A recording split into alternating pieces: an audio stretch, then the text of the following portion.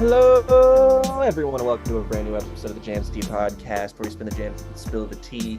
And this week, coming at you with a brand new Now episode, where we talk about things going on in the world of music, things we have been listening to, watching, playing in some instances, and we talk about our special topic for the week. This week is going to be a big one because it's our favorite compilation albums, specifically releases that compile a bunch of stuff from artists that are released under that moniker. If you have some of your favorite compilation albums, tell us what they are in the comments so we can talk about them, share them together, because that's what this show is all about. It's about sharing. It's about caring. I'm going to say very quickly that your hello on the intro sounded eerily close to Dougie Jones at the slot machine in Twin Peaks Season 3. Hello! We have some more specific qualifiers for the compilation albums discussion, not greatest hits, etc. We'll get into that when we get to that point. But before then, few news items I want to talk about. Not as much of a news heavy week as last week, thankfully, but a few things I want to talk about in the world of music and in the world outside of music as well. Now, last week I talked about how, we had some insightful discussion / I recited lyrics from Yeat's song, Money So Big. And that was a really fun experience. So I always get a kick out of when a legendary white rapper drops some hot bars that I can recite deadpan on our show. And this week we had that again in a much more exciting context, which was that none other than Mr. Machine Gun Kelly himself was throwing down the gauntlet with a fucking Jack Harlow diss. Jack Harlow, you may remember on his recent album, had a few things to say, was talking about comparing himself to Eminem, implying that he's the second greatest white boy. I think his words were, "I'm the hardest white boy since the one who rapped about vomit and sweaters." And so MGK... the white rappers are fighting again. MGK had a few things to say about that, was not going to fucking take it lying down, even though you'd have to really stretch to see it as a sneak diss, but maybe it was. Who knows? But anyway, MGK came back with a freestyle this week on the Jay-Z Renegade beat, and he was dropping some bars. He was. It wasn't just specifically about Harlow. It was about a lot of different things. But we haven't had a hardcore, proper rappity rap from MGK Lyrical Lemonade for a while. So I thought I had to take this opportunity to let's have a look at this track. Let's enjoy what the hardest white boy since Eminem, and his own words, has had to say. Because this is his return to rap. He hasn't rapped like this in a minute. So he's doing everything. He's doing it all. He's multifaceted. He's MGK, right? So here we go. Sit back and watch me do this. Correct all the stupids who tried to put me in a box I had to solve like Rubik's. With no blueprints, just music. Nothing they say about me on computers compares to a dad who was abusive. What? I go to war with these stars. No George Lucas. Make a call and here's Johnny. Keep me shining like I'm Stanley Kubrick. That line went over your head like the Airbender's tattoo is. Next line that goes into my nose might make me overdo it. I spent so much of my personal savings on Colombian pure cocaine, I should speak Spanish like I'm Caliuchis. So fucking sick I can piss mucus. That's racist. I'm the shit when I sit, stand, talk, warp, rap, sing. My mouth is sewage. Holy shit, someone chew this. Truth is, my closest tried to cross me like Judas, but can't cross me like I'm Jewish. The cross here is a little shaky. They missed me by 2 Right. inches. I'm cross-legged in my sanctuary like a Buddhist. I'm cross-eyed from this weed I'm smoking that's colored bluish. Real missed opportunity for an Animal Collective reference there, but never mind. This gun is my son. I'm the father of Draco like Lucius. Yeah. Make sure there's no confusions. I'm a great white. I can eat these barracudas. See who I am? You're stupid. It's nice to meet you. I just put this hole in the ground for you. Like, I fucked up. This is a good bar. It's nice to meet you. I just put this hole in the ground for you like a soccer cleat shoe. I see why they call you Jack Man. You jacked man's whole swag. Give Drake his flow back, man. I eat rappers like Pac-Man. Must I regurgitate and show you who's in my stomach from the last dance? I battle rapped, no Instagrams or yelling at the cam. Damn, y'all made me the villain when all along I've been Batman. I'm off-road in this Can-Am. Desert sand on this shirt from Barney's, and I'm stoned like Bam Bam. Eyes red like Cardi. I'm a curse like God damn. I'm a nightmare like Freddy. In your dreams like the Sandman. Don't go to sleep. You won't wake up from that. Fetal position in front of me at my feet like a welcome mat. I hold these grudges I don't welcome back. Fuck subliminal nudgers. I throw these punches and I rap. I love you. Look at all you little Dylan Brooks. I don't give a fuck if I'm older. I'm colder. You poked the bear in the woods. Come back like LeBron and drop 40 on you like I should. The only thing I ever wished is that you're fucking would. So, MGK throwing down the heat there. What's so funny about that is that he has a good flow and he has a couple of lines that I do think land really, really well, but he's always his own worst enemy. Like he's always just can't resist saying something embarrassing. He's definitely better at rapping, I would say, at least right now, than he is at making pop punk music, because I would rather listen to a million Renegade freestyles than one more emo girl. Certainly, at the very least, he's less overtly pedophilic when he's rapping than when he's doing the pop punk shit. Why are we still doing I'm the shit bars in rap? Like, I'm the shit, my rap a toilet. I'm the shit, my mouth sewage. Like, come on, man. I'm the shit. I'm the shit. I have died of dysentery. I'm the shit, constipated on this flow, but I'm still going to deliver.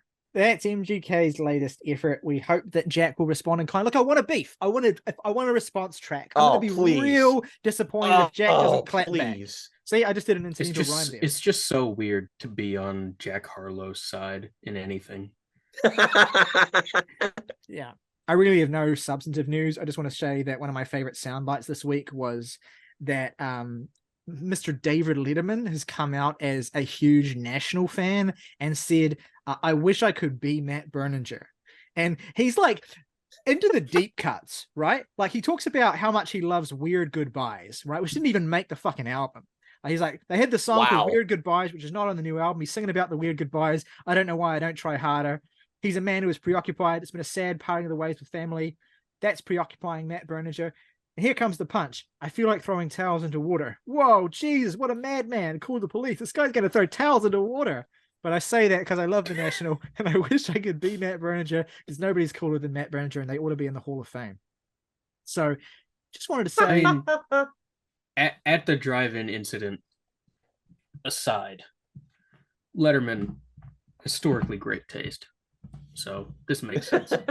Yeah, I mean, Letterman's dope as fuck. I mean, he's one of our best. And I love that he also in the same interview, like took a moment to be, to call out the fact that the Rock and Roll Hall of Fame didn't nominate or didn't they nominated, but they didn't put Warren Zevon into the hall when they announced the winners last week. Lame. So he called the National your saddest friend's favorite band, which is so true. Hi. That's us. Hello, I'm the saddest friend.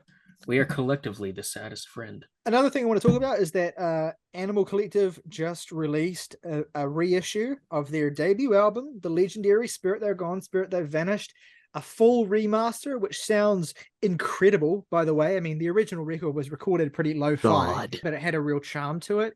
The piano sounds on that, the really kind of tinny and heavy drum sound that's really sort of trebly, and just the general vibe of that album is just completely all-consuming. It's like being lost in a forest and surrounded by these weird forest nymphs. But it's amazing. Wood nymphs. It's one of the greatest debut albums of all time. And it has a great reissue this week that comes with a bonus EP as well, including a very particular cover. Jake, why don't you tell us a little bit about this cover? This cover that is on this EP that's stapled onto the remaster, which is amusingly titled A Night at Mr. Raindrop's Holistic Supermarket.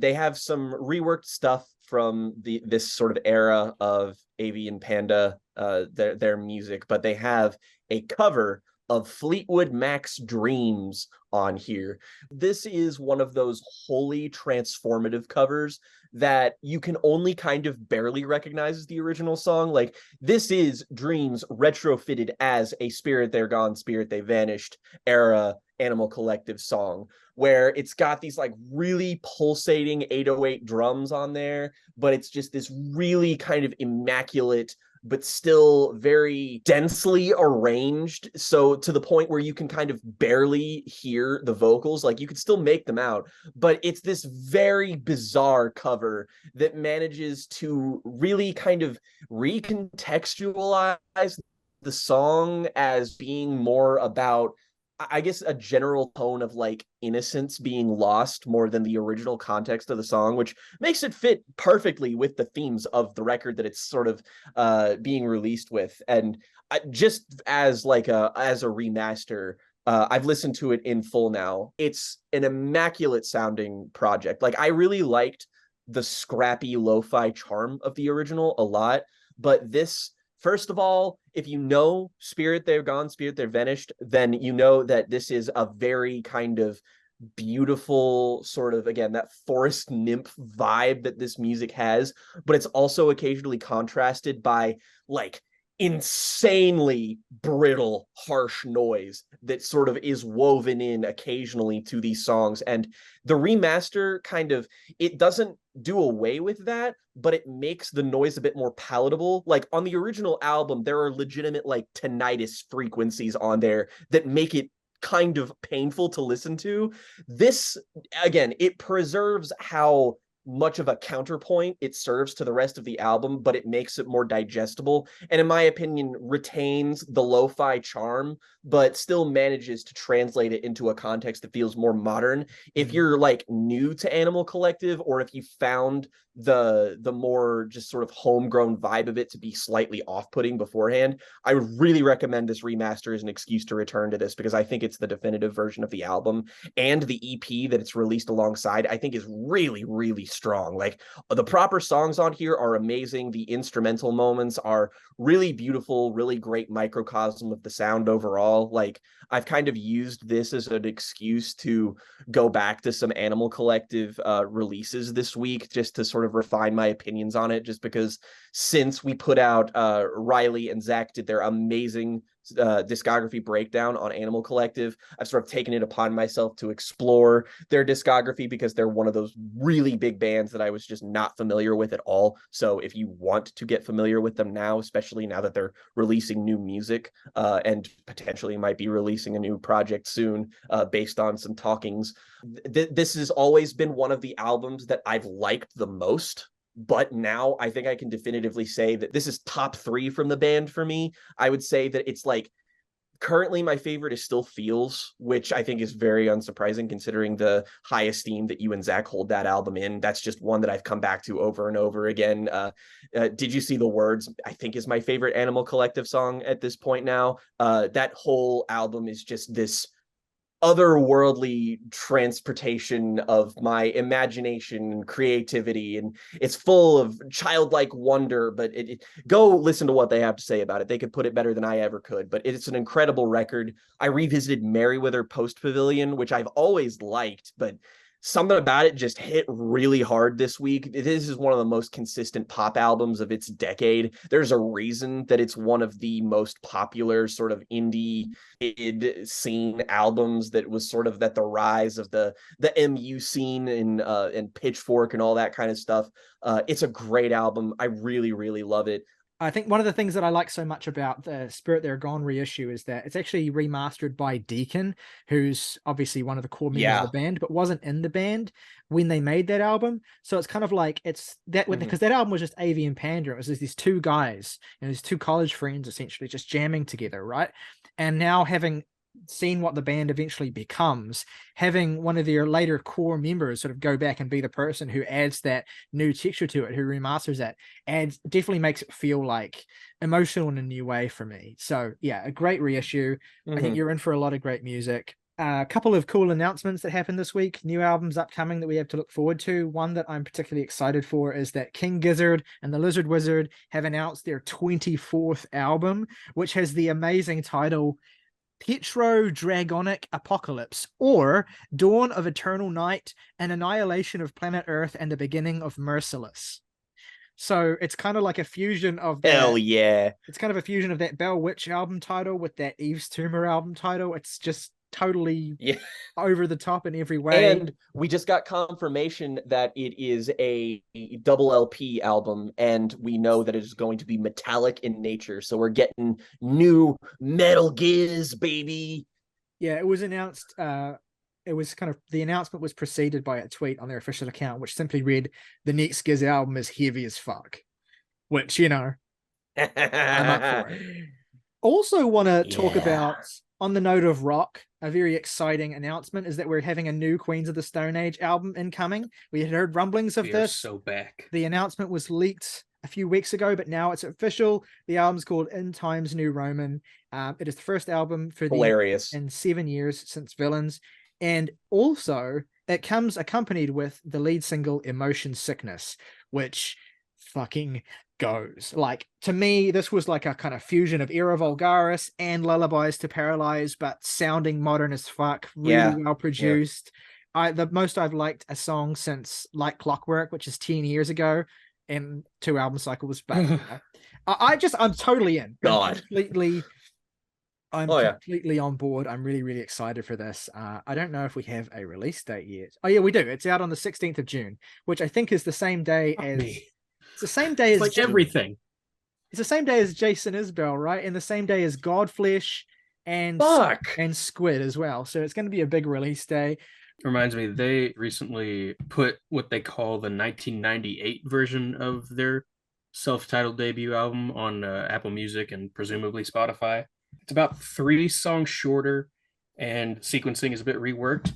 I wouldn't say it's like heaps better because I've always loved that album, but I do think it's an improvement, so that's worth noting. Interesting. Yeah, I should go and check that out because I've always kind of been a little bit middling on that album. I kind of just skipped straight to Rated R, but maybe I just need to go back to it because. And the album covers like a lot better. So that's the thing, is that I've always really liked that album too, but my prevailing criticism was this is probably a little bit too long for the sound that they're playing with. It would benefit from being more concise, so I'm definitely going to give that a listen. Yeah, I mean, it's about 15 minutes shorter. New album cover's great, but I definitely have to ding the record for not including Spiders and Vinegaroons, which is a song I really love and I'm sad is missing. But that's fine. I will go and listen to it. That's really, really sick. Last big musical announcement that I want to mention is we had finally a comeback announcement. Not even a comeback, but just the return of one Miss Janelle Monae. It's just been too long. With her new album, The Age of Pleasure, which is out on the 9th of June and promises us a, let's just say, a more revealing Janelle. I mean, yes, her boobs are fully out on the album cover, and all of these. And the music video for the single is the gayest fucking thing I've ever seen. I mean, my God, if you thought these bitches gay, good for them. I thought some of those singles on Dirty Computer were gay as fuck. I mean, check this shit out. Janelle is fully leaning into this pure sexually expressive. I mean, the album's called The Fucking Age of Pleasure, and she looks like she is going. She's been having some gasms, as Smokey Robinson would say. And you can only look at it and call it sapphic. It's like that's the only word I can use to describe it. Yeah, and the new song is called Lipstick Lover. It is gorgeous. It has this nice reggae influenced sound to it that fits her like a glove, and I'm just so good enamored with it. Like really, really excited for the album to come out as well. Just excited to have her back. It's going to be really, really fun to talk about Miss Monae when the album comes out. She's only gone from strength. It's going to be a really tight record too, which is uncharacteristic for her. Usually her albums run a little bit longer. But so interesting to see what that's going to look like. So that has been the recent announcements in music that we're all very, very excited about. Now I want to throw over to you, Jake, for a little bit of a discussion of an event that you've been to recently as well, something that's been very highly publicized, of course, Taylor Swift's Eras Tour, well underway. We talked a little bit about Taylor Swift being a busy lady in our last episode as well, in the context of those Maddie Healy dating rumors, which seems to still be in a state of limbo. We're not going to touch that this week, though. We want to talk about the show itself, which you went to see with Rhiannon in Nashville. Why don't you tell us about that experience? Yeah. Well, we won't be talking about the Matty Healy in the context of that relationship, but I will be talking about Matty Healy because he was there. We went to see Taylor in her second Nashville show. The worst traffic I've ever experienced in my life. Like, Jesus Christ, if you ever go. Yeah, it's Nashville's intolerable on a good day. And this is when, 7,000 people are there who shouldn't be.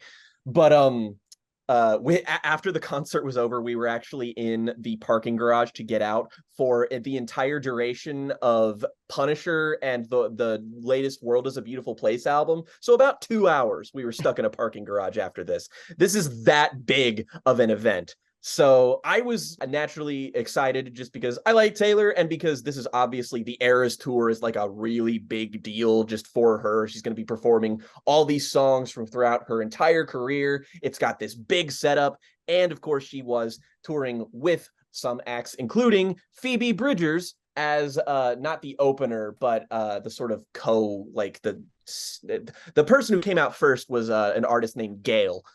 Who you probably know for that really annoying ABCDEFU song. That song sucks. Yes, it does. But I really want to throw it out to Miss Gail, who is an amazing performer. Her drummer and guitarist are the two nerdiest looking motherfuckers I've ever seen in my life. And they go stupid hard. It's like the drummer was sitting there, like fully biting on his tongue the whole time, just being like, like it was ridiculous shit. Okay, Matt Tong. Like the guitar, I mean, like he was going for some shit. It was very fun. Like when she leaned into some of her like rock songs, it was awesome. Like again, I don't really care for that ABCDEFU song, but all of the rest of her shit, including an Elton John cover of Benny and the Jets, was fantastic. Honestly, I really enjoyed it. And then we got Phoebe Bridgers afterwards, and not only do we get Phoebe Bridgers, we got the entirety of Boy Genius out there, which was fucking awesome. Lucy and Julian were there as well, but first Phoebe came out to perform with her logo in pure black metal font to Down with the Sickness, which was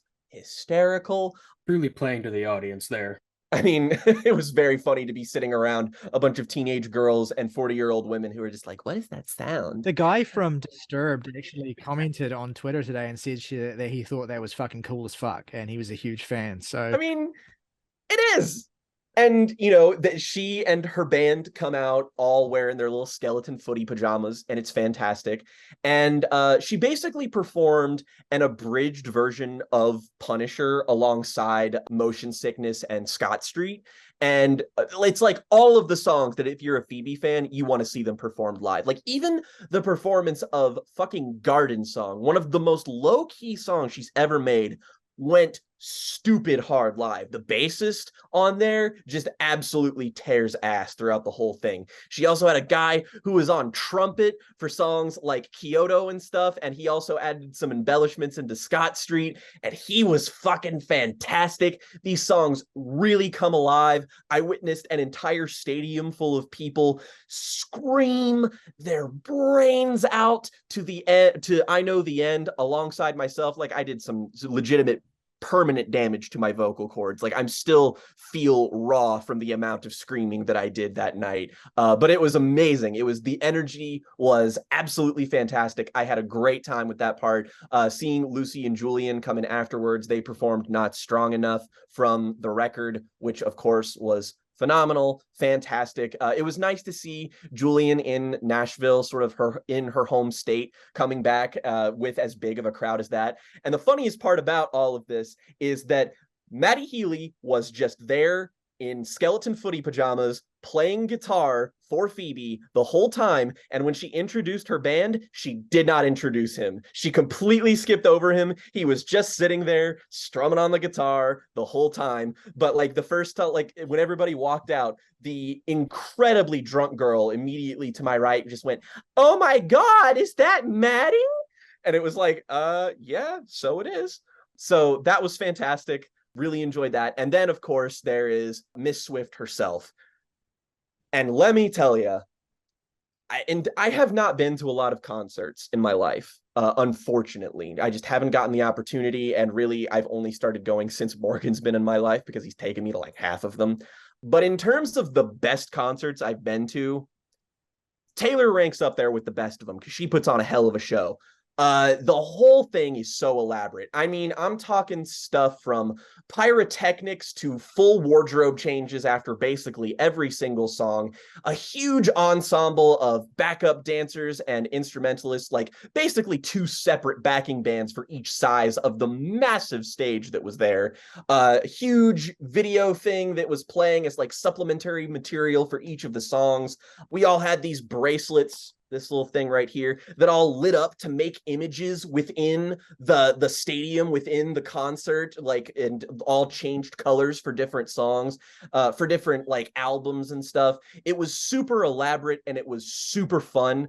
She actually did bring Phoebe back to perform that song that she did with her for the Taylor's Taylor's version of Red, the collab with Phoebe. So she came out and did that, had a little bit of a wardrobe malfunction that she had to have fixed. So Phoebe had to impromptu tell a story to the audience that she was not prepared to tell.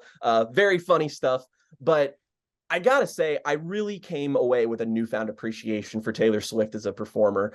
It helps that a lot of the songs that were performed with an extra instrumental muscle with that backing band. I was kind of dreading the Reputation segments of the show just because obviously I don't really care for that album.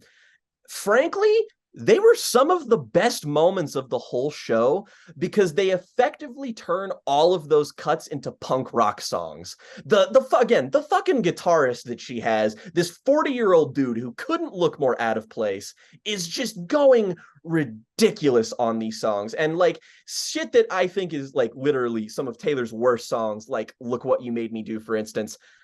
They kind of slap live. I'm not gonna lie at all. It was very fun. It was an incredible atmosphere. Even songs like, I think that my least favorite Taylor Swift song is probably Bad Blood, just because it's like Reputation light. It's Reputation without the commitment, you know. The only And- song that's bad. worse with a Kendrick Lamar verse. Yeah, like not even that helps it out. But even then, within the context of the show, it was enjoyable. I had a decent time with it. But like when she brought out the stuff from, you know, Folklore and Evermore, it got really ornate with all of like the dancers doing some interpretive dance shit. She got on top of a cabin for some of the songs on Folklore. She did an acoustic set at the end of the show where she performed Out of the Woods, which is my favorite Taylor Swift song, so that was kind of nice. Bitch just got a cabin.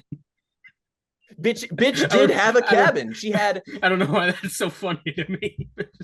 Someone can live there. she had tons of shit, man. It was amazing. It's funny Like, because it's like the they use the set design to kind of, you know, echo the eras and stuff, and just the idea of like, how do we do folk? Yeah. Let's just get a fucking cabin and she can stand on it. yeah, they did. And that, like, for Lover, Always there was this afraid huge moment. like it looked like that fucking it looked like that dance sequence in Bob Fosse's All That Jazz where everybody's like hanging on to shit in the studio and stuff. Like that was all of the Lover songs. And there was some really like slower, softer, more tender moments that, like, you know, she broke out the whole fucking 10-minute version of All Too Well, and fucking I couldn't help it. I got a little teary-eyed at the end.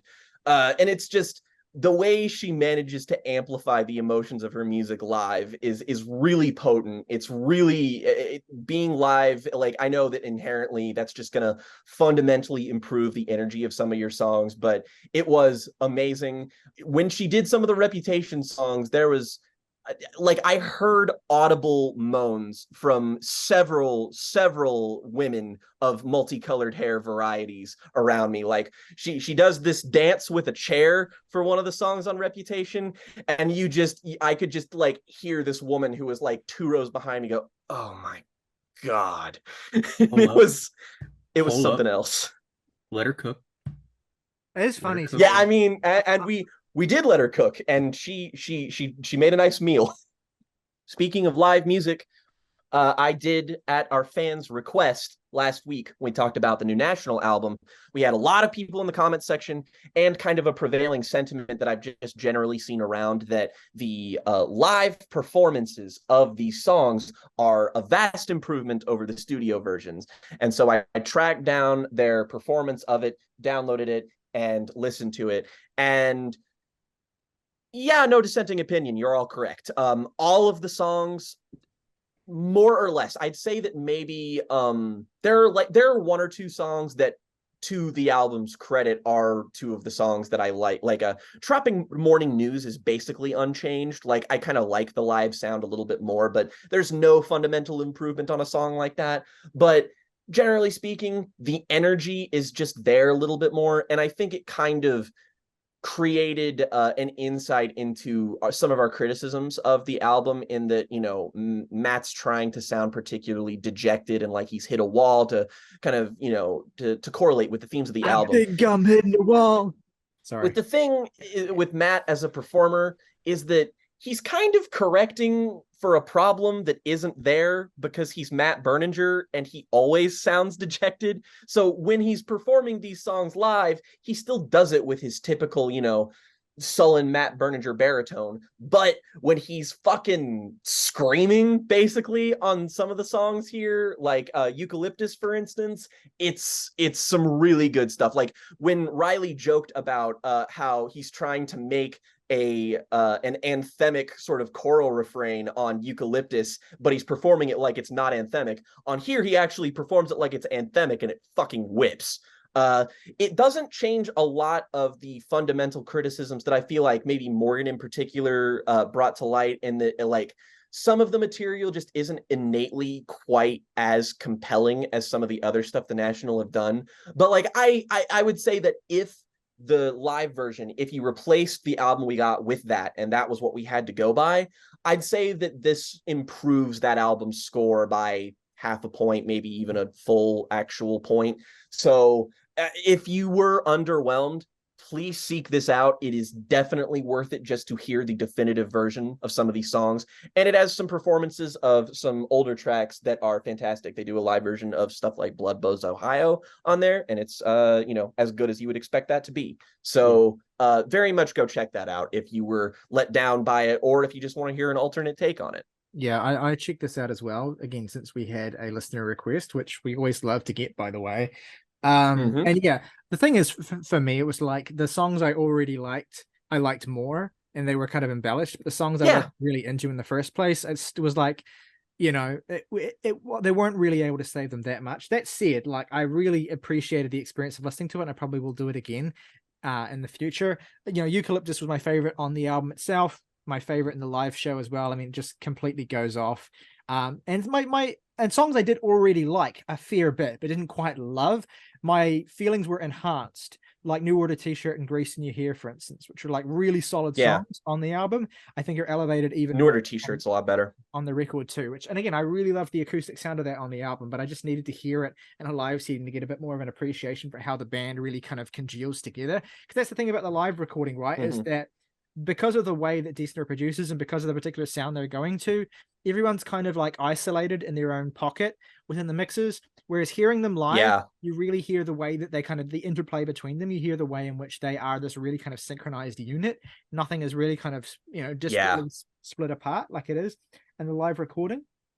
So that really, I think, elevated it for me as well. And so, yeah, it's definitely worth hearing. It's definitely worth seeking out. I feel as though with time, I will soften more and more maybe on some of these songs, but it is just difficult to kind of overcome that initial disappointment. But yeah, I'm glad I listened to this. I'm glad I had this experience, and the National can always be relied upon to deliver in that context. So it's reassuring to have this experience too. So thanks to the people, because there were multiple people out there who recommended we check this out. Thanks to both of you. It was really, really appreciated. It was a really valuable experience. Yeah, thank you for that. And really the only new release that I've listened to this week, just because what we have been listening to has mainly been for our reviews this week. But I did get to one new release that I think that I just have to shout out because of pure novelty and uniqueness. And that being the self-titled album from a band called Fromjoy. Now, this is another one of those weird metal recommendations that, you know, a lot of people might not get along with, but just because of what kind of album this is, you kind of owe it to yourself to listen to it, especially when you consider that it's only 26 minutes long. But this is a fusion of metalcore, mathcore, atmospheric drum and bass, and like breakcore. And from that alone, you're probably thinking, how the hell does that fit together? And I can't promise you that if you listen to this, that you think it will. For me, on the other hand, I really dug it. As you know, just kind of, it's sort of one big evolving piece rather than an album full of songs, but the synergized elements of the album, like on their own, the drum and bass parts and the metalcore parts are great. But this album's at its best when it manages to sort of fuse them, segueing in and out of segments seamlessly with their sort of rhythmic patterns that the different instruments kind of pick up on and adopt. There's kind of a jazz-like structure to the way they kind of weave in and out of themselves. Like, it's, you know, it's gritty and hard in the metalcore segments, and the atmospheric drum and bass parts do have a tangible atmosphere. There's something very otherworldly about this album that I would compare to, it's got the same tone as the first Death's Dynamic Shroud album from last year, not Dark Life, but the other one that I shouted out, which had some similar sort of, you know, cyber metal moments, some atmospheric moments. But this is something that's a bit like, it's a bit more focused, but it's still so out there that I feel like it has a real novelty. And it might do a lot more for you than it did for me, even though I think that this is a pretty damn great album. It was one of the most unique things that I've heard in a while now, and I would highly recommend it just because this is clearly a band with a unique sound, and I feel like they can take it places. I've not heard a metal band with so much potential since I heard like the first couple releases from a band like Zeal and Ardor. I think that this has some real potential to grow and evolve into something bigger and cooler, and just like, you know, we just have to get them on the ground floor of support to be able to get enough money to get really ambitious and weird with it. So go check them out, go stream their album, go check them out on like Bandcamp and shit. Lord knows they probably need the support, but they're a really unique band that definitely deserve more attention. Stepping away from music a little bit this week, one thing that I got out to go and see, that Morgan also got out to go and see, is the latest Marvel picture, Guardians of the Galaxy Volume 3. They are superhero movies that just so happen to be made by a weird guy who used to work for Troma.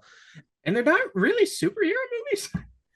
Yeah, they feel like they stick enough close to the formula of like a superhero action blockbuster, but like in tone and personality, they're very, very divorced from them. Every modern action blockbuster is just Star Wars anyway, and Guardians is like, yeah, I mean, Star Wars.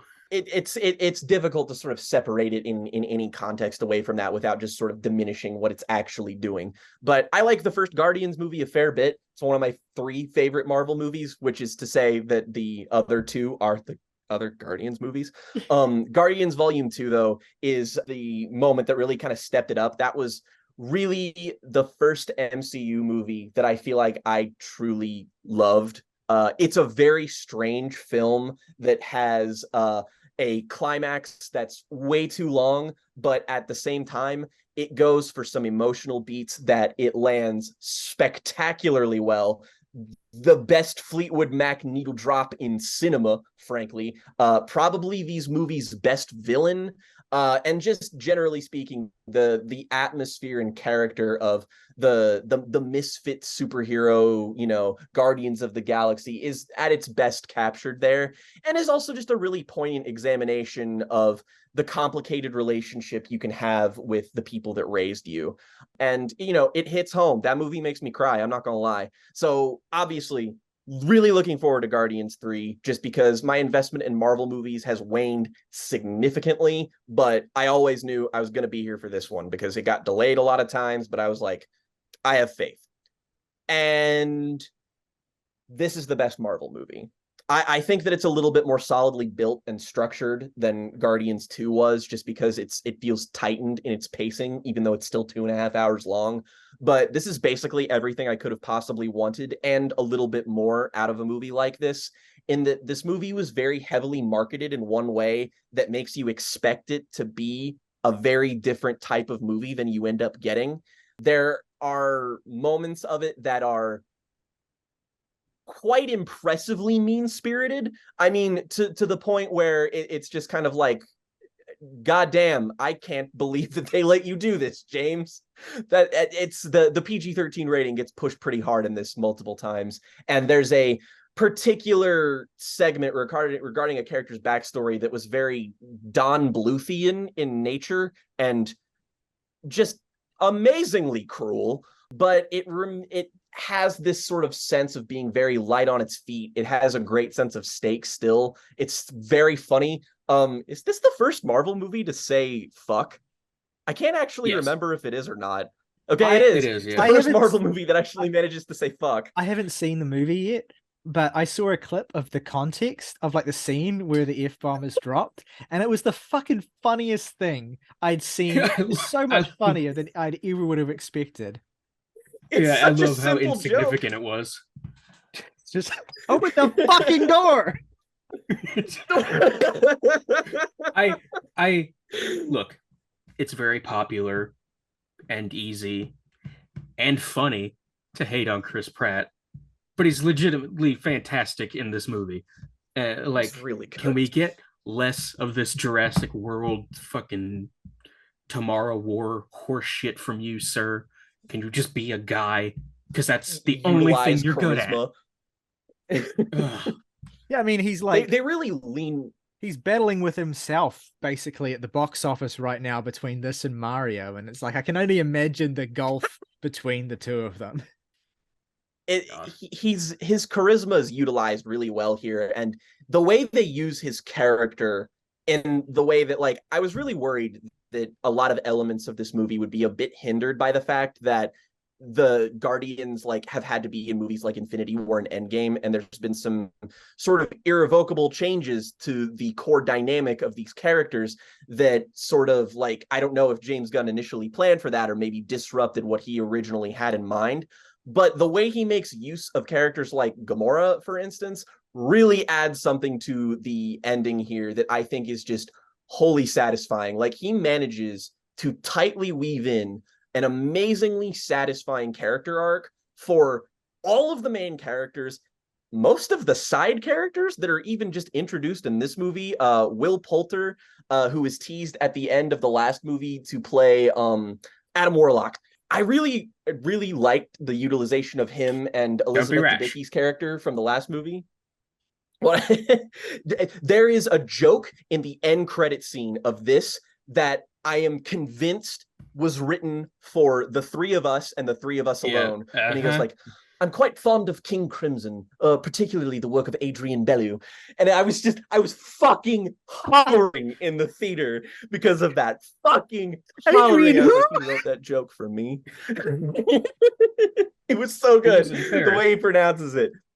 Flawless. It is everything you want out of a summer blockbuster, and a fantastic conclusion to the two standout movies from this franchise that also feels like this feels more of like a definitive ending to this part of the MCU than Endgame did for me, because it just kind of feels like it's okay to not care anymore because this is done. Like, it was a beautiful little goodbye. Some people have said that the pacing is kind of erratic, or some people find the middle of the movie tedious. I have no idea what these people are talking about, because I feel like this movie's really light on its feet, and it's just really good at bouncing between its ideas really compellingly. And I don't know, it's the strongest the writing has been in a Marvel movie since that second movie. And I really just think it's the most solidly built of all of these. So I walked away wholly satisfied. James Gunn's like the embodiment right now of that lyric from the last Nas album where it's like, drop the classic, came back, another classic, came back. Came back. 3P. So true. I was sort of in a space of trepidation approaching Volume 3, just because I'm in a very, very similar boat as Jake regarding those first two. Yeah, I mean, it's been 6 years since Volume 2. Things have changed. At a certain point, you wonder just how much they let him cook, especially considering like the recent output of Marvel. Although certainly you could argue on Love and Thunder, they let him cook a little too much. Cook too much. Yeah, I wholeheartedly co-sign this as the best MCU movie. The last one to me that held that title was No Way Home. I had it as Multiverse of Madness for a little while, but then I watched that movie too many times. I like that movie a lot too. It's just funny to me how much ire some people have for No Way Home when it's like the most innocuous film to ever exist. Like it's just a good time. Like, why are you thinking about this so much? Guardians 3 is the only one, well, since Endgame, and before that, probably since Guardians Volume 2, that I was immediately like, yeah, I'll watch that again, like now. Because the thing with Marvel movies for me is that they're always pretty fun the first time you see them. And then every other time after that is like, okay, this is just kind of tedious. And there's really only a select few, No Way Home, Multiverse of Madness, the first Avengers film, which I recently rewatched and had as good of a time as I did 11 years ago when that came out. Yeah, it's the Volume 3, I think, is the best of this entire franchise. I cried twice, and I haven't cried in a movie theater since. Well, I definitely cried in Endgame. They got my ass with some of that shit.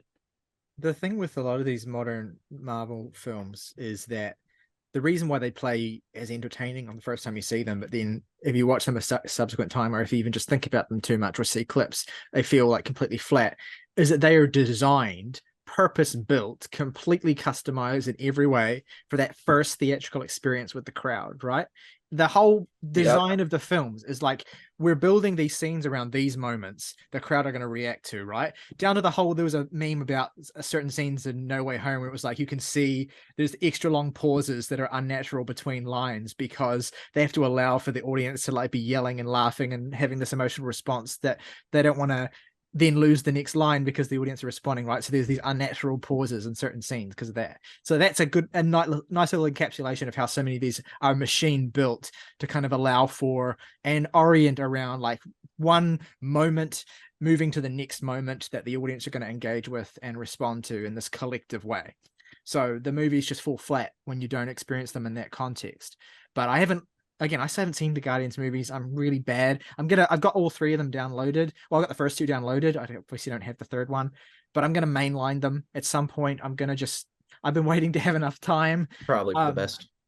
But yeah, that's the charisma of James Gunn and what he brings, this very particular distinct aesthetic sensibility and also the sense of humor that just, is at a total, disjunction from this very machine built thing that they've established. Because that's the thing, Marvel have increasingly in recent years, like they've brought in these big name directors who are known for having a distinct style or are known for like doing something that is theirs. They've brought them in and all of that has been completely washed away. It's been this weird thing. Did not direct Eternals. That is a lie. It's just this weird thing. It is false advertising. It's this weird thing where like for some reason, the nature of the machine, and we don't know what happens behind closed doors, but the nature of the machine ultimately ends up completely diluting that. But for some reason, James Gunn, his magical wizardry, has managed to kind of find a way around that. And maybe that's because James Gunn has never been a like haute couture high cinema guy. He's always kind of been well fit for this sort of thing.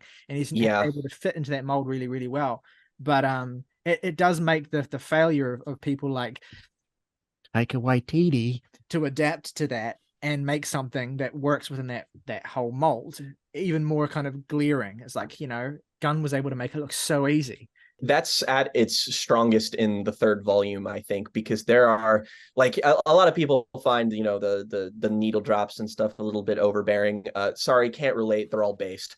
especially there's three that I have in mind: the opening, the ending, and a certain action scene towards the end of the movie, which, if all of those do not get you to hoot and or holler, then I don't relate to you as a person. The first one, I was just kind of like, are they gonna? And then they did, and I was just like, you know what? All right, you got me. And then the ending one just made me like, I was in fucking shambles. And then during the action scene, I was just like, which is hands down the best action scene in any Marvel movie. I was just continually for like 4 straight minutes like,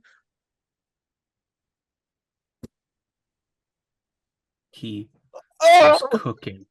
He makes it look easy, right? He's one of those guys that makes it look easy. And he does. Start wondering, what's your excuse? And maybe it's just that it's a lot harder to do those kinds of action scenes than it looks. But the best directors just make it look easy. And the environment design in this movie is really imaginative in places. In some areas, it's more suitable to like what they're doing, like thematically, specifically with one planet, like towards the second half of the movie. But there's like this place that's like this entirely organic matter like planet that's just like, and it has like these rings around it that are all like fleshy and weird, and all the costumes are super silly. Like it fully leans into that sort of comic book aesthetic in a way that a lot of the other ones don't. It's not as beautiful of a movie as Guardians 2 was, but that's mainly because of the locations and Guardians 2 being like he just leans so far into the Jack Kirby of it all that it just is like, holy shit. But here it's a little bit more toned down, but nonetheless impressive. Some of the locations in this movie are like fucking dire. So really, it's just a different beast from Volume 2 in that sense. And the thing with all of these movies is that I am hard on this franchise, but if I can see a beating heart in them, then I'm pretty much in. The recent Black Panther sequel, pretty far from a great movie, really kind of falls on its face in several areas, but everyone there was so committed and really trying their best and putting their best foot forward in a really difficult situation on the production end, and also that being relayed really well in the screenplay that really carried that movie, even though it's not something I'm ever going to watch again, frankly. All three of the Guardians films are that idea to a T. And then there's also just some whack Marvel deep lore shit that's always here. Cosmo the space dog is in a movie. I love Cosmo so much in this movie. So great. I'm in a constant state of forgetting that the planet Nowhere is actually the decapitated head of a giant dead space god. Yep. That's metal. Let him cook. It's cool as fuck. Let him cook. Yeah, great film. Great time at the movies. On the note of major cultural events that are delivering big time, now by the time this episode comes out, the new Zelda game, Tears of the Kingdom, will have been released for probably close to a week. There we go. Morgan and I repping our copies right here. But on the day we record this, it's only been out for about a day. I mean, it's been out a bit longer for me because I live in New Zealand. Yeah, it's only been about... I got this from Amazon like an hour ago. Yeah. So, because we're recording this on Friday in the US, so it's very new. But I have played it for about 10 hours, and I spent about 8 of those hours exploring the tutorial area.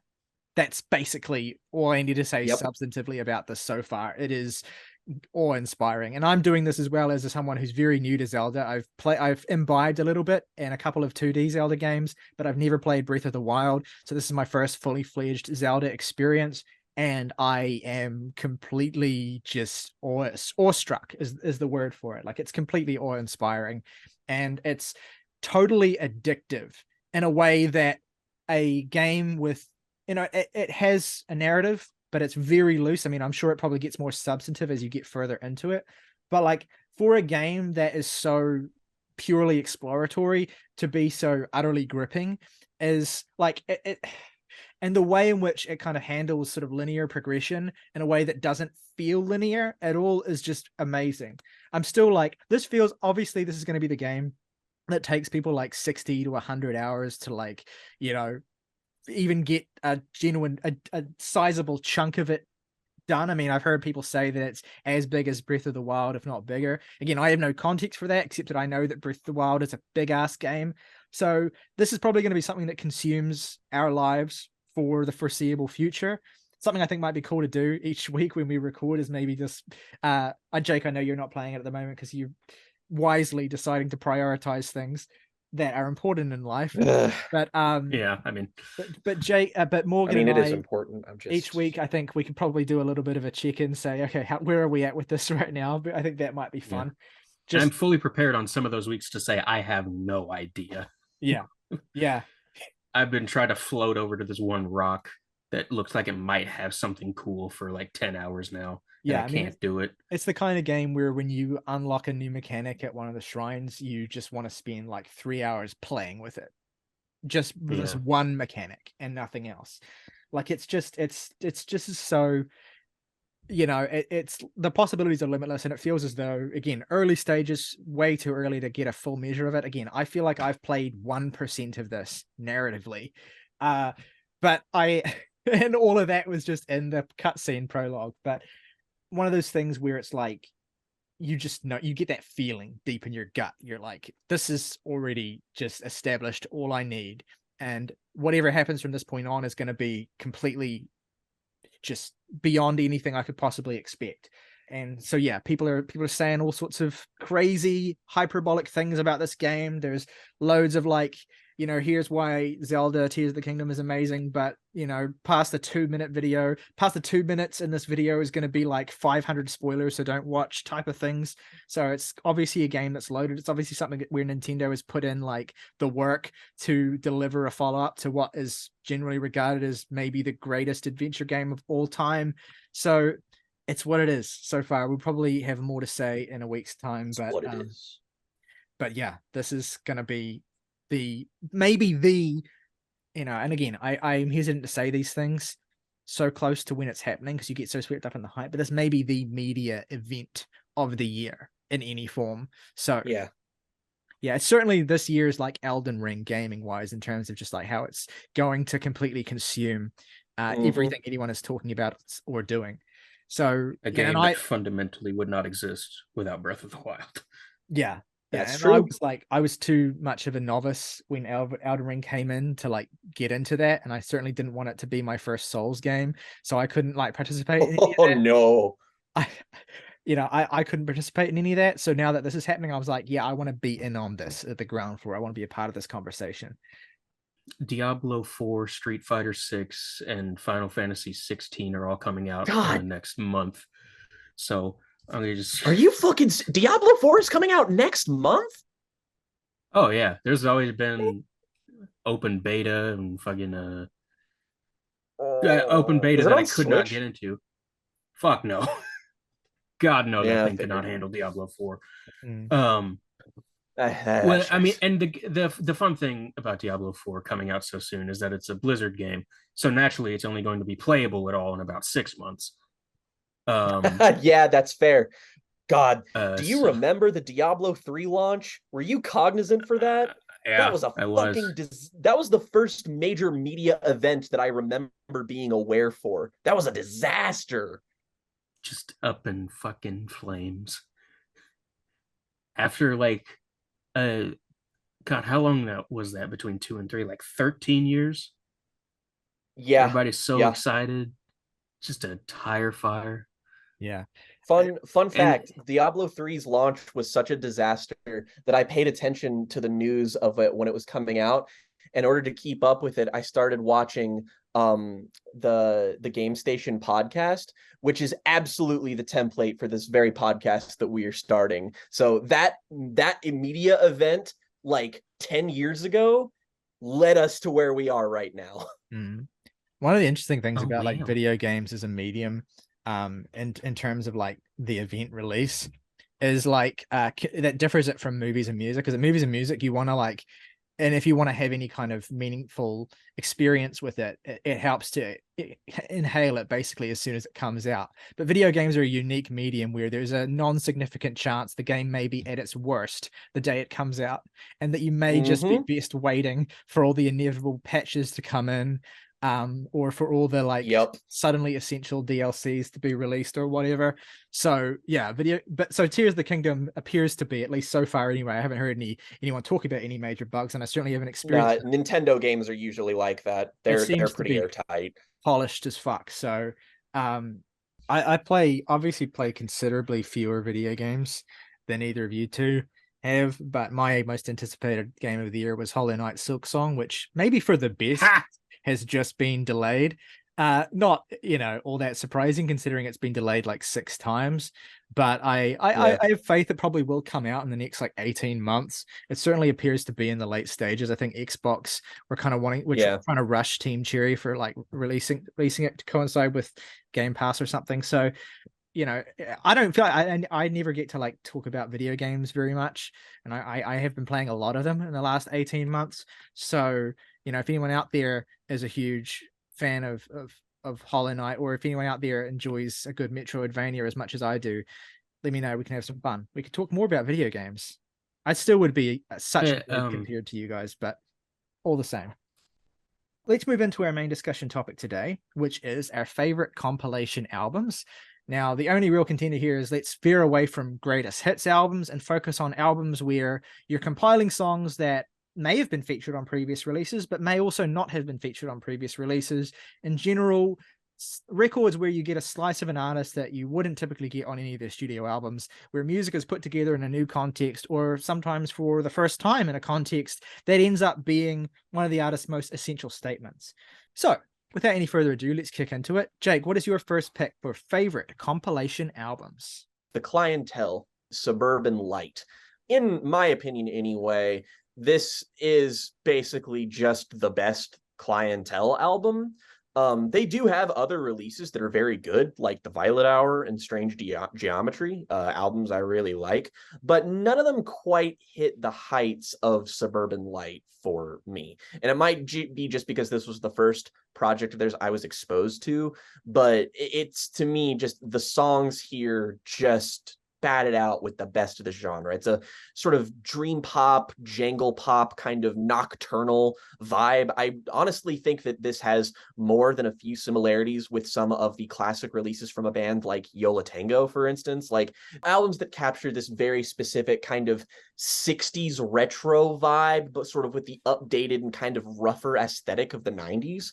And this is just filled with some of the best songs of its kind. I mean, Reflections After Jane is probably the most popular song on here. One of the best dream pop songs of all time. One of the most evocative songs of its kind. But I mean, right after that, you have songs like Monday's Rain, Saturday, like classic songs from this band. And I think that that's, at the end of the day, what makes this the best release, is that it just so happens that the classic songs from this band were not released on their albums. So when they put them together on here, it coheres into something that is as cohesive as any of their albums proper, maybe even more so. I mean, I've listened to this all the way through just to relax. I remember listening to this back when I worked one of my first retail jobs, and I listened to this during the holiday season, and this was a fucking balm to the anxieties of the world going on around me. It was perfect to put on at nighttime, to walk around to, just kind of absorb the atmosphere of it. It works in the way a proper album would. It's why it's not maybe my top pick for this, because functionally it is an album. It doesn't necessarily embody what makes a compilation exclusively great, but it is nonetheless a compilation that I think deserves to be considered one of the best of all time. It works really well as a compilation as well, because it is structured as an album. And what's interesting about it is that it's kind of debatably, it is technically a compilation. Like a lot of the songs on the record were released previously on like collaborative EPs or other compilations and things that they've been a part of. But I think the band regards Suburban Light as their first studio album proper. So it's in a bit of a limbo state. But regardless, it is one of the greatest dream pop albums of all time. Like, I fully and completely adore this Yeah. album every bit as much as you. I think it's a masterpiece. I think it holds right up there with the best of Yola Tango, with the best of the Radio Department, with the best of all those kind of glacial, very sort of sad and melancholic. Bell and Sebastian as well, it would go right up there with them as well. I have adored this album ever since I discovered it as a teenager. It has some of the most heartbreakingly lonely songs ever recorded on it, and it captures that wintry aesthetic, that bleary, sad, late night. It's perfect if you work a night job, or if you're in a kind of situation where you're just sort of really, really tired and surrounded by this kind of empty landscape. It soundtracks that beautifully. I couldn't have picked a better choice to open up the video myself. So yeah, absolutely. If you haven't heard it at home, listen to the Clientele Suburban Light. What a fucking perfect album. My first pick today is a compilation that's also kind of regarded as an album within the catalog of the band themselves, but definitely is distinctly separate in its structure and in its constituent parts, and that is Have a Nice Life's Voids. Now, this album, for anyone who doesn't know, is a mixture of demos for their debut album Death Consciousness and other outtakes, loosies, things that were lying around, and many of which were ultimately re-recorded and released on subsequent Have a Nice Life albums. It sits in this strange limbo between Death Consciousness and their more polished and label-backed subsequent releases, but it is absolutely every bit as essential of a release as Death Consciousness, in my opinion. Even the alternate versions of the songs on Death Consciousness feel like they take on a new life of their own in this context. Death Consciousness is this sweeping, huge epic that takes the most despondent and lonely of feelings and expands them to this grandiose, massive, huge, cavernous sound. And Voids does that to a certain extent, but it's somehow even drearier, more insular, and more claustrophobic of a listening experience than Disconsciousness is. It's just very suffocating of an experience listening to this. And I honestly have come back to it even more than Death Consciousness. I think that, as a, again, say it with me, kids, as a constructed, tightly wound album or whatever, Death Consciousness is obviously superior, but there's something about the really just gut-wrenching, suffocating gloom of Voids that I'm drawn to more and more. And I think a part of that is that I am so familiar with Death Consciousness and I've listened to it so much more that Voids, hearing these alternate versions of the songs on that record, has a kind of novelty to it as well. But also, again, melding those with these outtakes, with songs like Trespassers W, with Defenestration Song, one of my favorite Have a Nice Life songs, The Incredible Destinos. I mean, all three of these songs were ultimately re-recorded on subsequent albums. None of them sound as good on those records as they do here. I mean, the second disc of this is just completely all-consuming. Again, especially Destinos, which as the finale for this 80-minute project is just completely world-ending in a totally different way that Earth Mover is on Death Consciousness, but in a way that hits just as hard. Actually, there are versions of songs on Death Consciousness that I prefer here. Like, I like the version of Waiting for Black Metal Records here a little bit more, even though it's longer and more kind of exploratory. I like the version of The Future more on here. I think The Big Gloom is one of the best Have a Nice Life songs in any context. I think the version on Death Consciousness is perfect. I think the version on here is perfect. But I love it as an opener for this album specifically compared to its placement on DeathCon. Like hearing that just specifically when that particular guitar tone, that purring, heavy, just fuzzed out guitar tone is the very first fucking thing you hear when you put this on, it's immediately immersive in a way that, a quick one isn't quite, because it's a different vibe on DeathCon, right? It takes a little while to get into it with that opening track, but here you're just totally immersed from the jump. But yeah, I think that Voids is, it may not be the quintessential Have a Nice Life album, but in a lot of respects, it is one of the best ways you can experience them. It is this slowly curdling, claustrophobic, spiraling downwards that takes you into despair. Whereas compared to Death Consciousness, you kind of just spiral into this climactic, euphoric explosion, whereas this doesn't have that. I mean, putting Earth Mover on this in a truncated format in the 4th track position, just you're not going to have the same experience with it. It's just so different. No. And I value it so much for that. A lot of hardcore Have a Nice Life fans, talk shit on Unnatural World and Sea of Worry just because they're so attached to the versions of the songs on Voids that hearing them re-record in that format is so distancing. And look, I get that to a certain extent, but this is the best case that could be made for Have a Nice Life as the definitive online doomy post-punk band of the internet, of this particular like post LimeWire internet era, like this particular post LimeWire pre-Bandcamp, all 4chan era of music. Like this is just the pinnacle of it, really, and a beautiful compliment to one of the most definitive internet albums of all time. Yeah, if Ryley didn't pick this, I would have. So this has my huge cosign, just because, I mean, yes, correct. You also just wanted to mention it as well because it recently got a brand new remaster. Remaster. It's now on streaming, so go and check that out. It sounds better than ever. And it's great. Yeah, it's a completely all-consuming experience in the best way. Most of the time when I get around to compilation albums, it means that I've listened to literally everything else from the band. So it has to be a band that I really love. So there's nothing really surprising about any of my picks here. So yeah, my first pick is the Deftones B-Sides and Rarities compilation, which features a number of outtakes and acoustic versions of songs and live versions, and a number of covers. Probably my favorite of which is Drive, the cover of the Cars song. That samples Massive Attack's Protection. But a very, very close second behind that is their cover of The Cure's If Only Tonight We Could Sleep. Oh, so good. It's so good. Full on fucking doom. Oh, God. Yes. Fucking acoustic version of Change in the House of Flies on this is like, I think I've listened to that more than the proper album version. It is properly skin crawling. The acoustic versions on this compilation across the board are astonishing. Like the Essential. Be Quiet and Drive acoustic is my favorite one of the, I think there's 3 or 4 of them, and because that's my favorite Deftones song, to be fair. But like hearing Chino just kind of like bringing that, because it's crazy how well it works. Because the thing that makes Be Quiet and Drive work, and maybe the definitive Deftones song, is like it's the ultimate example of their contrast, right? Of the brutal, distorted heaviness and the ethereal, dreamy quality of Chino's voice.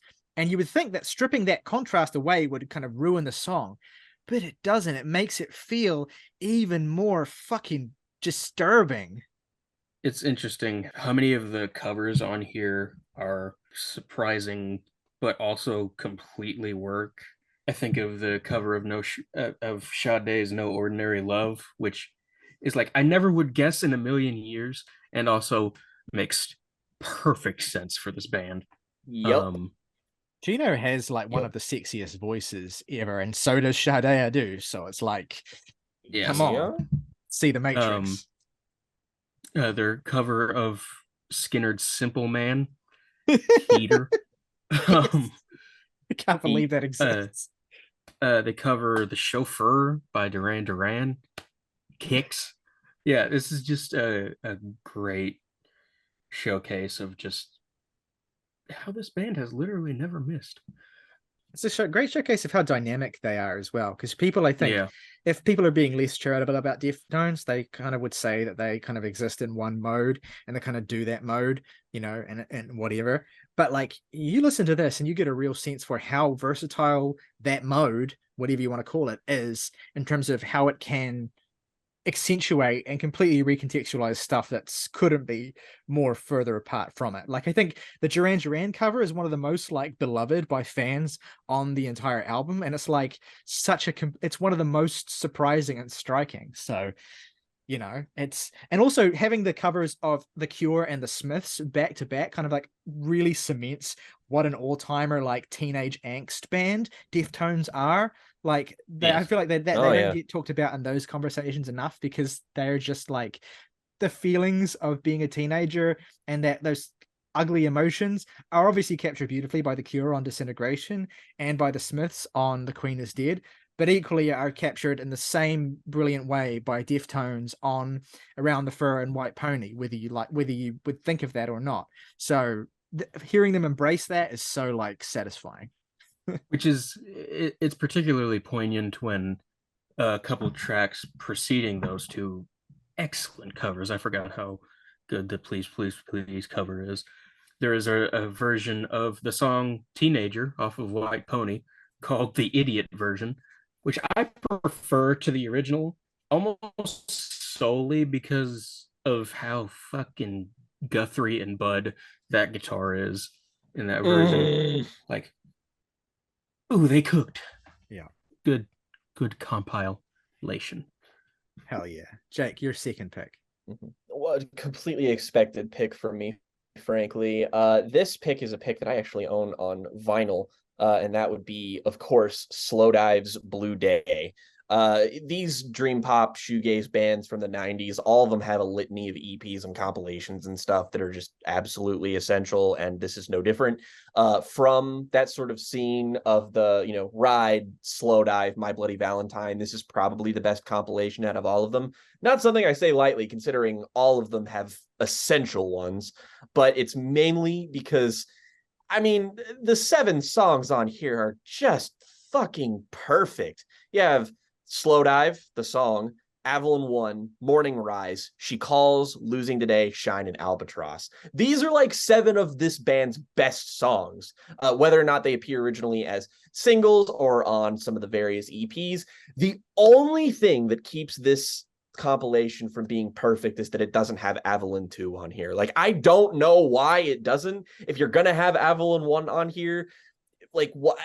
I don't get the logic, but I can't be too mad about it when this is so airtight and perfect as it is. In fact, if you want to get somebody into Slowdive, I think this is a solid way to do it, just because it has so many great high points, and it's only 35 minutes long. So for a compilation, it kind of runs on the skinnier side track length wise. So it gives you a perfect distillation of this band's sort of earlier, shoegazy proper era. And it's just so fundamentally solid. I think it's almost as good as most of their proper albums, and probably I'd say it's pretty decent step up from the debut, in my opinion, just because the songs here feel a bit more fully formed. So I will issue a brief correction that it would also be perfect if it featured the song Sleep, which is my favorite Slowdive song. And it's yes, that is fair. What are you doing? Put it on, please. Something. Yeah, well, although I will give credit, people, one of the things that compilations typically get dogged with, that people can use to sort of make fun of them or to diminish them, is that they can often just be like an excuse to just put a whole bunch of songs on and let it run for like 2 hours, and it's just this kind of thoughtless just mishmash of things. But shout out to the short compilations, like shout out to the ones that are just like, let's just focus on this particular thing, and let's just give a really concise package of what that is, and let that exist as its own breathing entity separate from the other releases. So yeah, because it's like this is essentially just the first 3 Slowdive EPs compiled, but it's not really, also because it's a selection of songs from them. Some songs are left off, and you might miss them or you might not, but it is something that is taking a particular set and compiling something that is very laser focused and very particular about what it includes. And that, I think, is an underrated aspect that great compilations do really well. It's not just about throwing everything in there. It's about thinking about how can we recontextualize this music and make it into something with a new identity. And Blue Day does that great. It's effectively made into a perfect guide to Slowdive. Shout out to Pisces Iscariot by the Smashing Pumpkins, which is very much holds to that principle, I think, even if it is restrained for the Pumpkins at 57 minutes long. My next pick is a probably my favorite compilation ever, but I'm not doing it last because there's another one that I want to talk about that's I've always loved, but that's kind of rocketed up in my estimation fairly recently as well. So I want to end on that. But my next pick is, in my opinion, the kind of definitive example of a band at the height of their powers, essentially in the middle of a streak of pure excellence that's completely just make you have to imagine at the time, because I wasn't really cognizant at the time because I was a fucking baby, but you have to imagine when this was happening that the band must have felt completely untouchable to the entire world, right? To the point where they could release a compilation album of B-sides and rarities and, you know, bits and bobs and songs that have been on singles or songs that had been, you know, just not quite found a place for yet, and have it be maybe your greatest album in general, not for lack of competition. And that's Modest Mouse's Building Nothing Out of Something, which comes again in between the twin masterpieces of The Lonesome Crowded West and The Moon and Antarctica. It's also one of 2 albums they released in 2000 along with Moon and Antarctica.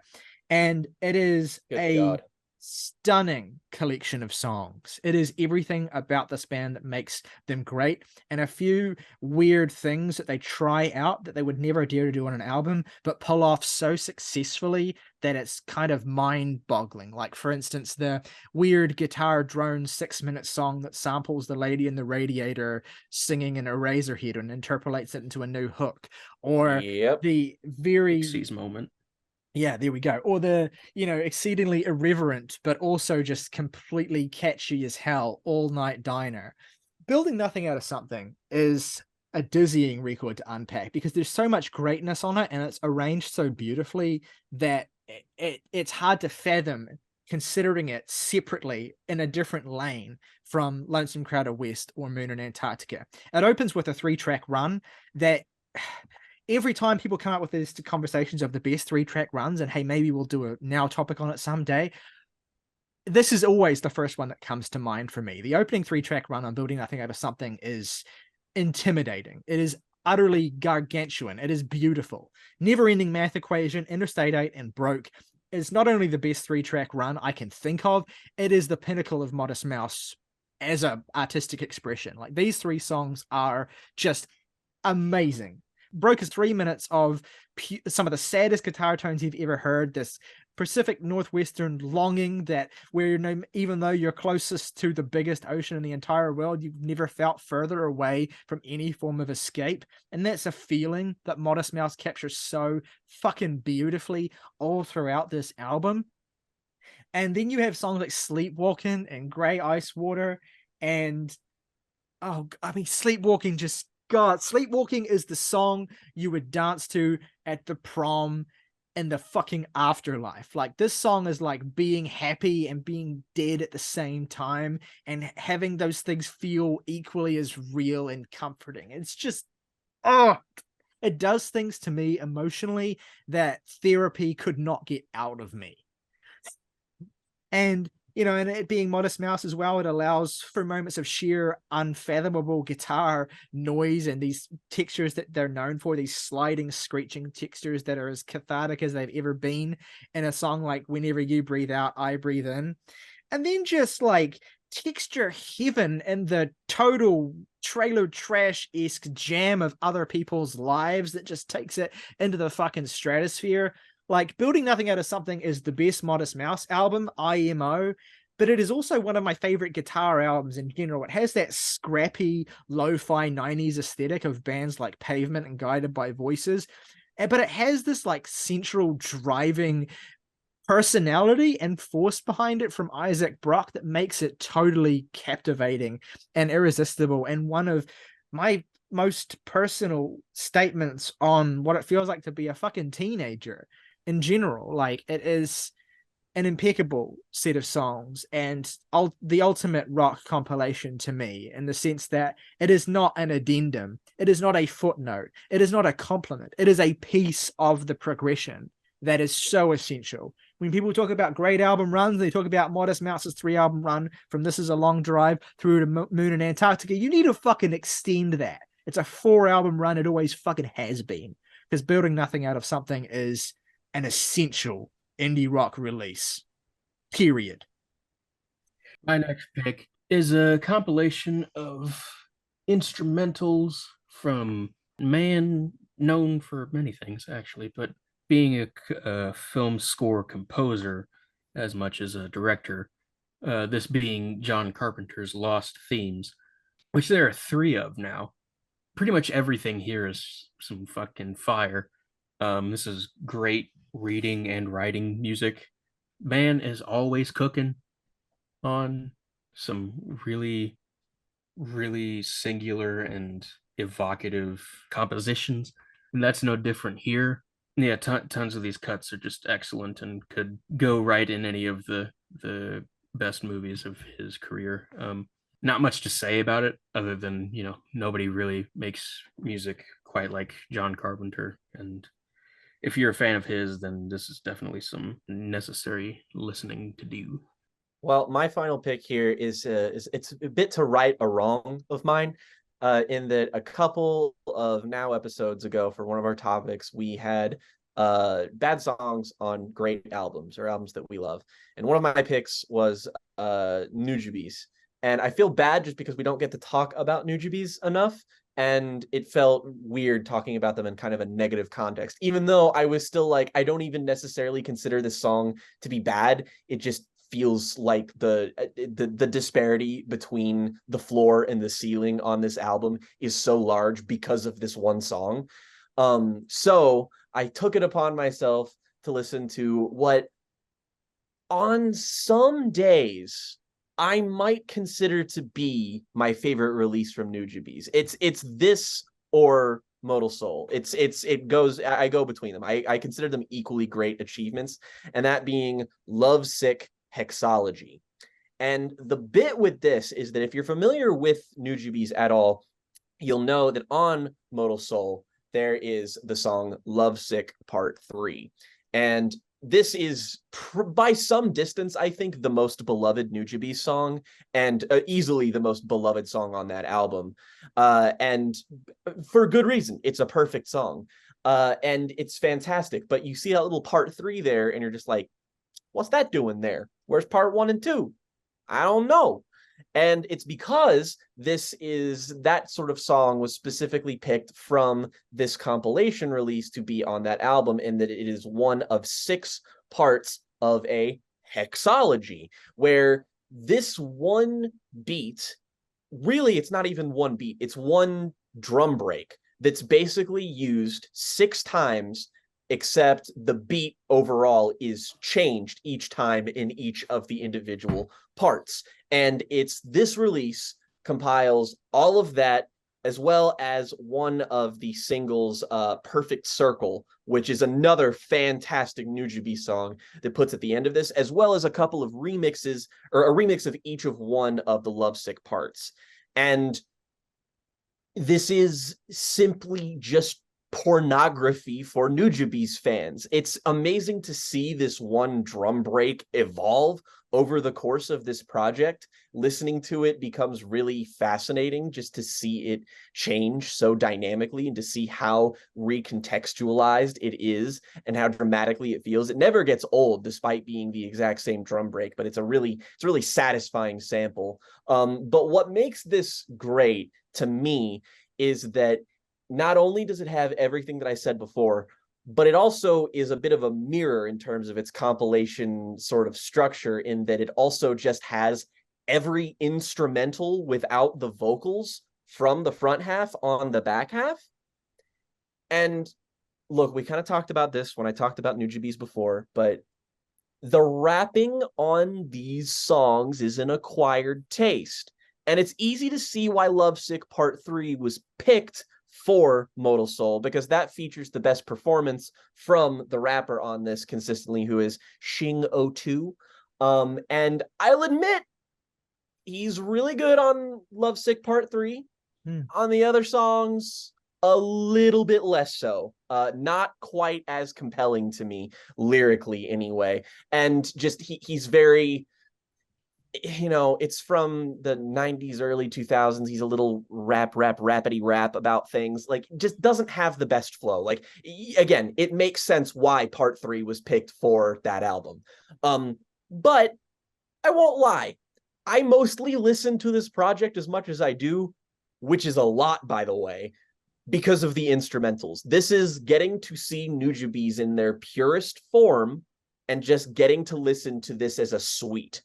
And like, sometimes I will listen to it with rapping, but just like as an instrumental hip hop project, this is fucking unparalleled. Like jazz rap production that is just tantalizing. The flow of it is seamless. It's perfect. Even the fucking remixes of the songs on here are great. The Acoustica remix of part 2 is one of the best things on here. It's just like a reinterpolation of like the melody within the song on an acoustic guitar, and it's gorgeous. All of the remixes on here are good, and it's something that I always put on, and I feel like I get to enjoy this, this artist unencumbered.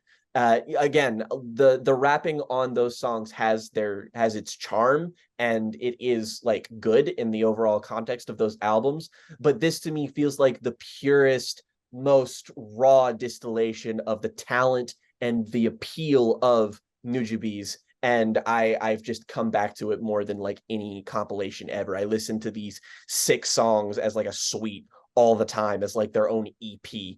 But it just gives you everything that's great about this artist. There's nothing like about this that's lacking as a release. That's why I think it's a definitive compilation, and that it's more than just like a singular release. There's multiple reasons why you can come back to this and pick specific parts of it, or just fucking listen to the whole thing, because that you can do that too. The Lovesick Exalogy is one of the greatest flexes in hip hop history, really, in terms of. It's literally 6 of the greatest beats of all time, one after another. Like, yeah. How do you even do that? What a god. My final pick today also comes from the world of, well, not the world of hip hop, but certainly the world of instrumental electronic music that owes a lot to hip hop, specifically the world of ambient techno. Now, look, I try to and like to consider myself a little bit of an aficionado on ambient techno. And when I say that the compilation I'm about to talk about is the best ambient techno record of the 2010s, know that that comes with a litany of competition. I mean, the fact that it's beating out Ski Mask's Comp Pro and John Hopkins' Immunity is, it's intimidating to be able to say that this is better than those. But it really is. And the pick is Nicholas Jar's album Nymphs. Now, Nicholas Jar is probably one of the most critically acclaimed instrumental electronic producers of the 2010s. He had an immaculate run of records. Has an immaculate run of records, really. He hasn't really broken it up yet, but he has a lot of projects across a lot of different names. He had a lot of singles that didn't quite, fit into the albums he put out. And he released a string of EPs called the Nymphs series. Each of them had 2 songs on it, and then the final installment was just 1 track. And he finally compiled those into a single release in 2016, and it is one of the electronic albums. No, it's one of the albums I've spent the most time listening to in my life. It is an absolutely all-encompassing, beautiful trip through Jar's particular take on fragmented, but very melodic and very beautiful electronic music. Like, it just goes through these beautifully languorous and exploratory places, but continues to keep you hooked as well. The beats, the drum breaks, the sound of like glass smashing but synthetic that he uses across a lot of this is just totally it's like a fucking buffet of sounds, this compilation. Jake, I actually think you would really love this. It's just got the kind of things you like about. I was gonna say I'm going to listen to this. It's just got the kind of things you like about ambient music and the kind of things you like about micro IDM, just all in one beautiful little package. It's really melodic, as I said.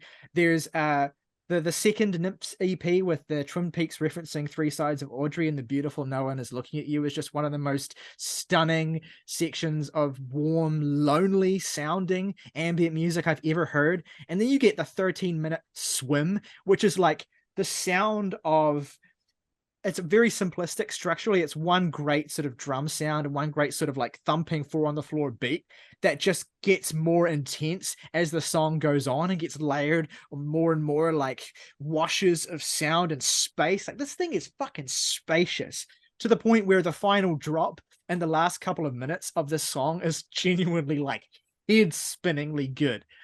And then it just empties into this pool of pianos with the stunning Mistress, which is one of the most beautiful collisions of ambient tonalities and piano playing that I've ever heard in my life. And then the fucking danciest song that Nick has ever put out with Fight at the end here. The beat on this thing will get you fucking kicking. It is impossible to sit still while listening to this. It's amazing how in taking these very disparate EPs and fusing them together and structuring them in this way, he has this journey where the earlier songs are the most fragmented and the most sort of amusical and the most sort of purely sound collagey. But as the EP goes on, it's like you gradually watch it piece itself together into something resembling dance music and ending with this triumphant final bow out, basically. It is totally one of the greatest achievements in modern ambient techno. Nicholas is one of the greatest producers we have alive today. Every excuse I have to talk about him is an excuse to gush. And, you know, he's not all that prolific anymore. You know, he comes in fits and spurts, but every time he does, he brings the heat fully and completely. The fact that he made most of these songs in his early 20s is just stupid. And I completely adore this so much. It is 100% one of my absolute favorite compilations, and I consider it one of my favorite albums of all time. So if you want a slice of Nicholas Jar, if you've not been sure where to get into his stuff, because he does have a lot of records under a lot of different projects, Nymphs, I think, is 100% the best entry point, and along with Sirens is my favorite release of his. I mean, the fact that he put out the Nymphs comp and Sirens both in the same year still kind of fucks me up a bit. So yeah, that's my final pick today. 100% recommendation. Some of the best dance music, some of the best ambient music, some of the best techno, all the different labels that this fits under, it excels. And that's my final pick. Morgan, that just leaves you. You're a last pick today. And I know this is a project that you and I are both quite fond of, actually. So I'm excited for you to bring it up. Yeah. My last pick is the Pearl Jam compilation entitled Lost Dogs, which clocks in at just under 2 hours, features B-sides and outtakes and so on and so forth. And mainly I picked this one because to me it's like the ideal compilation album. Not in the sense that every song is a hit, although it certainly has its share of those in the obvious ones like Yellow Ledbetter and Footsteps, Brother, a lot of more obscure classics of theirs. It's funny how all the hits on this are just some of the most fucking gut-wrenching and morose and brutal songs. Pearl Jam's most famous song is Black. Yeah, that's true. That's a good point. So, and also in a number of smaller songs that don't get as much love and attention. I'll name Fatal. Oh, yes. Which was if you didn't mention that, I was binaural outtake. Yeah. I also love the these songs are actually, they bookend Yellow Ledbetter. It's right between them, but also shout out Hold On, which is Pearl Jam at some of their Neil Young crazy horse-east. But there are just some, I picked this one as an ideal compilation album to me in the sense that there's some odd decisions made on some of these songs, where it's clearly like, yeah, I understand why that didn't go on an album. Yeah. Don't Give Me No Lip, for instance. I mean, yes, but what? Even the opener All Night by the end has like this weird vocal shit that Vedder's doing is like based sick. But what? And it is very much one of those compilations that Ryley mentioned earlier as being sort of just an excuse to get all of this stuff on one thing and put it out there. And most of it, even when it doesn't really work for me, kind of works for me. Like most Pearl Jam songs, honestly, when they get into that weird, wild stuff, it's very entertaining. And they're just, I mean, like a good handful of songs on here that are so beloved within this band's fan base and for great reason. Yeah, what Lost Dogs was like, I heard this early in my Pearl Jam fandom as a teenager because my girlfriend at the time who got me into them, like this was one of the few CDs by them she actually had. And so I just downloaded it onto my computer and I just listened to it a lot. And yeah, it's a total mess. Like it's a complete jumble of songs and it doesn't really structurally cohere all that much. But it's such an insight into Pearl Jam's process and into how seriously they don't take themselves as well. This is the thing that's always separated Pearl Jam, is that not that other bands in their era weren't like this, but they were so completely committed to their vision of what was interesting to them, and they were completely uninterested in really sort of cohering or towing the line in any significant way. And that was what kind of led people to kind of fall out with them or lose interest in them a little bit. They became so esoteric and they became so just singularly focused on their own weirdo vision of what rock music could be, that it was an insular lane that was not very attention grabbing. It was just very sort of like these guys in the studio trying shit out.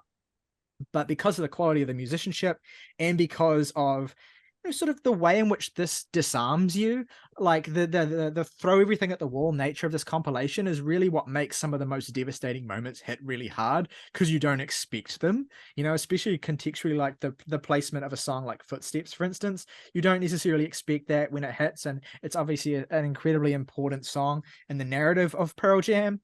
And what I love about this is it's a great showcase for one of their best eras, which is the binaural era. I make no bones about the fact that I fucking love binaural. I think it's their best post-Vitalogy album, and I just adore how creative they were during this time, how great the sound of that era was because of the notable way in which it was recorded, but also just how rejuvenated they were, how creative, how boundless they were. There's so many binaural outtakes on this compilation. Like those sessions are the biggest source of material for this compilation, which is kind of crazy how prolific they were. But Sad is just an amazing song, like one of my favorite songs from those sessions altogether. Matt Cameron's incredibly underrated in the Moonlight, which I'm very fond of. Obviously, the aforementioned Fatal, which is just incredible, a Stone Gossard written track there. So many great choices, so many great deep cuts. I mean, maybe not Sweet Lou. We can leave that one on the cutting room floor. But really, they seem to be they're insistent on playing Last Kiss many times, and they can keep it. That's okay. I don't mind Last Kiss, but I get it. Yeah, I mean, it's like whatever, but I think that like the run from like, where would I call it? I guess the run from like Undone through to like Footsteps is like particularly incredible. It crosses across the two discs, but that section of songs is particularly stunning. Obviously includes Yellow Lead Better and Footsteps, but yeah, just hard to fault this. It's a mess of an experience, and it kind of goes, what I like about this is an inclusion on our list and as the final one is it kind of goes against a lot of the strengths of compilations that we've been highlighting about, concision and about having a consistent vision or whatever. It's an example of how when the band has the right spirit and when it fits in with what the band's identity is, a compilation like this can be a definitive release. And essentially, if you're exploring Pearl Jam, you overlook it at your own peril. A great CD player in the car, have the two discs in the multi-track CD player and just kind of let them turn up at some point and spin them through sort of album. Like it doesn't like land as well when you listen to it in a like, oh yeah, I'm gonna sit down and stream an album and take it in or whatever. You've kind of just got to let the songs happen. Not what it's for. All right, that brings us to the end of our conversation today about our favorite compilation albums. Let us know in the comments, what are your favorite compilation albums and why? What do you think of our picks? What would you add to the discussion?